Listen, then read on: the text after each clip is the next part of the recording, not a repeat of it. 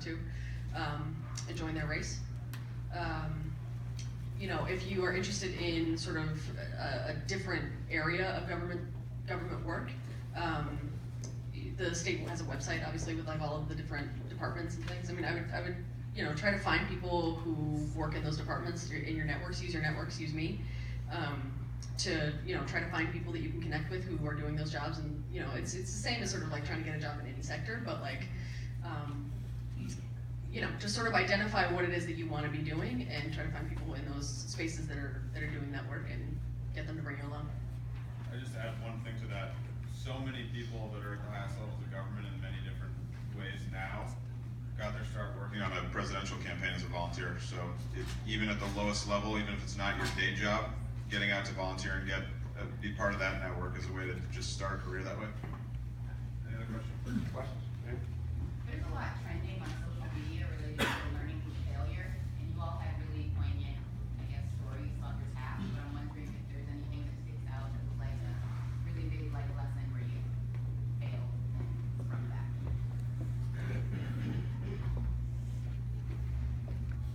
Nobody failed.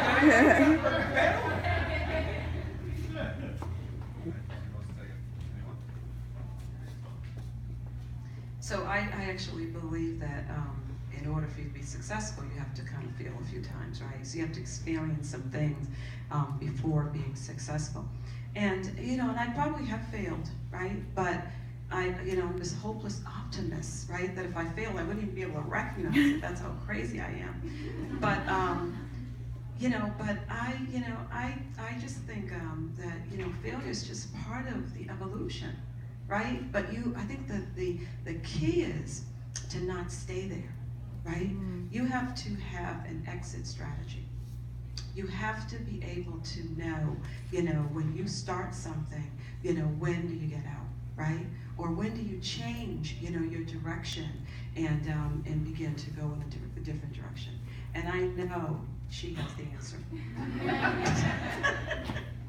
Well, I guess I'll approach it a little bit differently. I would say, and this is really old school, is, and I think you quoted Seth Godin, who wrote Indispensable, and one of the things he talks about is, doing what's required or what someone tells you is not enough.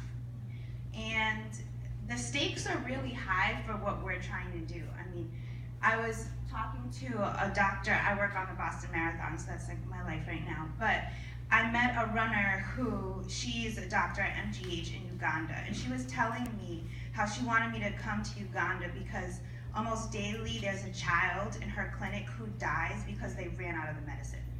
So it's not that the medicine hasn't been invented, but can you imagine being the parent where your child dies because they don't have a drug that exists? I mean, that's not okay. And then within a 1 mile radius of us, there are kids in these, very close to us who have no concept of kind of the social world outside of this 1 mile radius. And so their perception of economic mobility is really limited. So we need to do something about those kids too. So we don't have time to sort of wallow in our failures. I think the stakes are really high, and if we do fail, we need to sort of problem solve and troubleshoot around it. I would say, I've never failed because I didn't stop trying. And so I think I've been very unsuccessful in many instances where a meeting went, bust, or a funding opportunity fell through, or we didn't hit a deadline.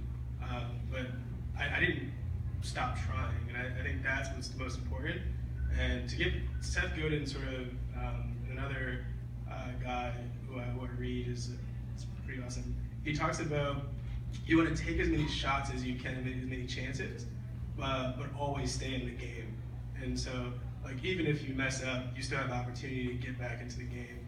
And so the reason why I didn't raise my hand and talk about it, I fudged up in college. I've done a lot of, I've been very unsuccessful, but I've never failed because I didn't stop trying. So I think that's pretty important, just to keep trying. I fail every day. It happens.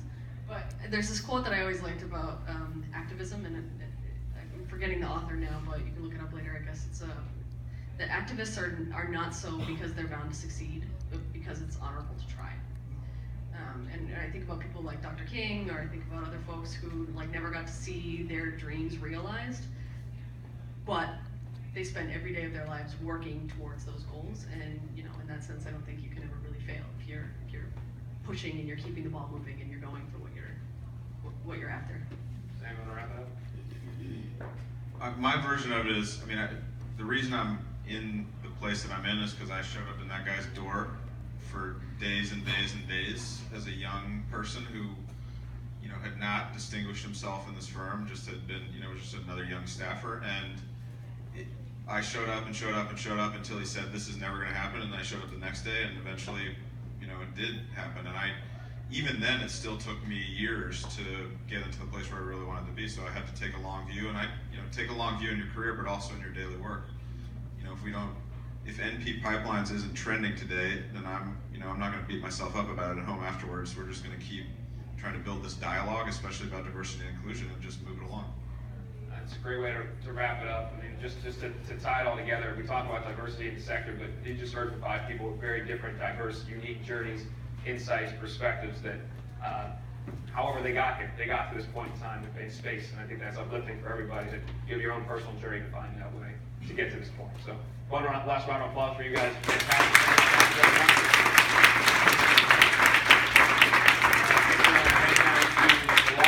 For closing comments, and eat. Thank you very much, everybody.